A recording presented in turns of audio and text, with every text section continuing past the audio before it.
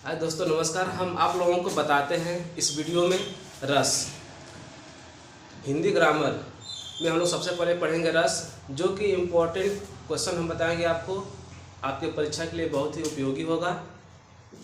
तो हम लोग सबसे पहले स्टार्ट करते हैं रस के बारे में, फिर इसके बाद अलंकार पढ़ेंगे, संधि पढ़ेंगे।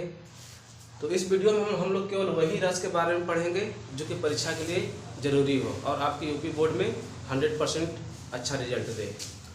देखिए, आपका रस है।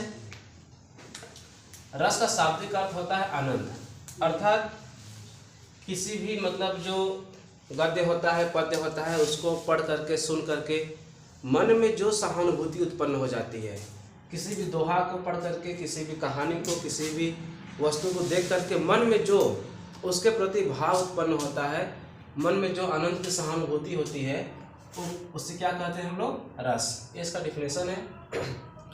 अब रस ऐसे तो निम्नलिखित प्रकार के होते हैं, लेकिन हम लोग इम्पोर्टेंट वही रस पढ़ेंगे जो परीक्षा के लिए ज़्यादा उपयोगी हो। सबसे पहले आपका आता है श्रृंगार रस। श्रृंगार रस क्या होता है? इसका स्थायी भाव रति होता है। इसके अंतर्गत नायक और नायिका के मन में प्रेम, रति या प्रेम का भाव उत्पन्न होता है, तथा जब यह रस की अवस्था तक पहुँच जाता है तो उसे हम लोग श्रृंगार रस कहते हैं। इसमें जब नायक और नायिका के मन में एक प्रेम का भाव उत्पन्न होता है और उस प्रेम के प्रति जब उनका मन उस रति तक पहुंच जाता है, उसे हम लोग कहते हैं श्रृंगार रस। अगर श्रृंगार रस की बात करें तो यह मुख्य रूप से आपका दो प्रकार का होता है। एक होता है संयोग श्रृंगार रस, दूसरा होता है वियोग श्रृंगार रस। देखते हैं हम लोग संयोग श्रृंगार रस। संयोग श्रृंगार रस हम उसे कहते हैं जहाँ पर दो नायक और नायिका के मिलन का वर्णन किया जाता है, जब उन दोनों के बीच में एक गहरा संबंध होता है और वह जो प्रेम का भाव है वह रति की अवस्था तक पहुंच जाता है, उसे हम लोग कहते हैं संयोग श्रृंगार रस। इसको समझेंगे एग्जाम्पल के माध्यम से। दिया है, बसो मेरे नयनन में नंदलाल, मोर मुकुट मकराकृत कुंडल, अरुण तिलक दियो भाल। अर्थात जो मीरा जी हैं, जो मीरा है वह श्री कृष्ण की बहुत ही भक्त हैं, एक तरह से कहें तो उनकी दास हैं। और वह जो मीरा है वह श्री कृष्ण के बारे में वर्णन कर रही हैं कि बसो मेरे नयनन में नंदलाल, यानी जो नंदलाल यानी जो श्री कृष्ण है वो मीरा जी की आंखों में पूरी तरह से बस गए हैं। उनके प्रति जो भक्ति का भावना है वो पूरी तरह से वर्णन हो रहा है। और उनकी व्याख्या कर रही हैं कि मोर मुकुट मकराकृत कुंडल, यानी जो श्री कृष्ण के माथे पर जो मुकुट है वहाँ पे क्या लगा हुआ है? मोर का पंख लगा हुआ है। इसके बाद मकराकृत कुंडल, उनकी जो कानों का जो कुंडल है वह कुंडल मछली के आकार का है। अरुण तिलक दियो भाल, जिस तरह से भाला की डिजाइन होती है उसी तरह से उनकी जो माथे पे जो टीका लगाया गया है वह भाले की तरह है। अर्थात इसमें मीरा जी बता रही है कि जो श्री कृष्ण के प्रति जो उनका जो प्रेम है, संबंध है, जो भक्त है, उनके बारे में पूरी तरह से वर्णन कर रही हैं और श्री कृष्ण की दीवानी हुई है। तो ऐसे एग्जाम्पल हम लोग संयोग श्रृंगार रस में लिखते हैं। दूसरा आपका है वियोग श्रृंगार रस। वियोग श्रृंगार रस उसे कहते हैं जहाँ पर नायक और नायिका के बिछड़ने का वर्णन किया जाता हो, वहाँ पे क्या होता है?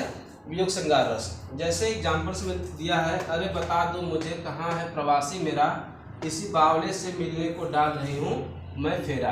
अर्थात इसको पढ़ करके ऐसा लग रहा है कि जब और नायक और नायिका दोनों के बीच में बिछड़न है और वो दोनों आपस में मिलने के लिए एक दूसरे को क्या कर रहे हैं?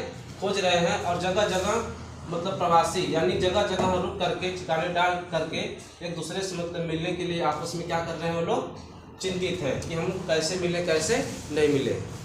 अब देखते हैं हम लोग हास्य रस। हास्य रस क्या होता है? इसका स्थायी भाव हास होता है। इसके अंतर्गत वेशभूषा, वाणी, शारीरिक बनावट इत्यादि को देखकर मन में जो भाव उत्पन्न होता है और जब यह रस की अवस्था तक पहुंच जाता है तो उसे हास्य रस कहते हैं। तो हास्य रस में किसी भी शारीरिक बनावट हो, वेशभूषा हो, किसी की वाणी हो, इसको देख करके मन में जो भाव उत्पन्न हो जाता है और वह भाव एक रस की अवस्था तक पहुंच जाता है, उसे हम लोग हास्य रस कहते हैं। इसका उदाहरण है, बिहसी लखन बोले मृदबानी, इसका अहो मनुष्य महा भरयानी, खूनी मोही देखात कुहारो, चाहत उड़ावन फूकी पहाड़ो। यानी जब सभागार में जो परशुराम थे वो बहुत ज़्यादा क्रोधित हो गए थे, तो उनको देख करके लक्ष्मण बोले कि मतलब ऐसे क्रोधित हो रहे हैं कि मतलब कहो ना, जैसे ऐसा लगता है कि यही सबसे बड़ा यहाँ पे बलवान है। उसको मतलब उस लक्ष्मण की बातों को सुन करके उस सभागार के लोग बहुत ही ज़्यादा मतलब आनंदित हो रहे थे। तो वहाँ पे कौन सा रस हो जाएगा आपका?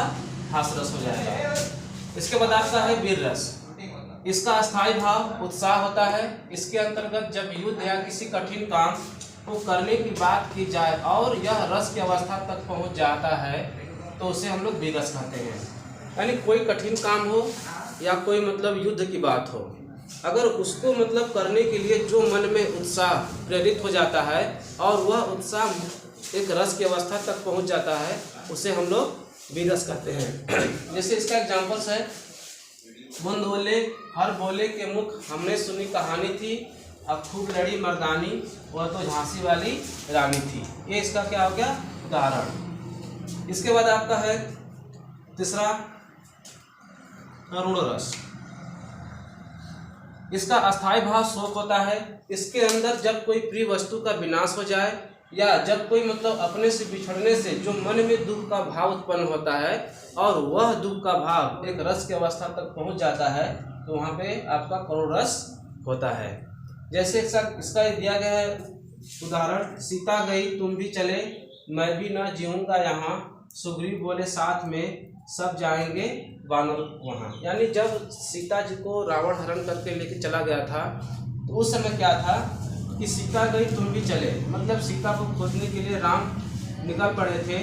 जो वहाँ के सुग्रीव थे वो मतलब आपस में मन में ही कल्पना कर रहे हैं, वानरों के साथ बैठे हुए कल्पना कर रहे हैं कि कह रहे हैं कि सुग्रीव बोले साथ में सब जाएंगे वानर वहाँ, कि मतलब हम सभी साथ मिलकर सीता को खोजने के लिए यहाँ से हम लोग प्रस्थान करेंगे।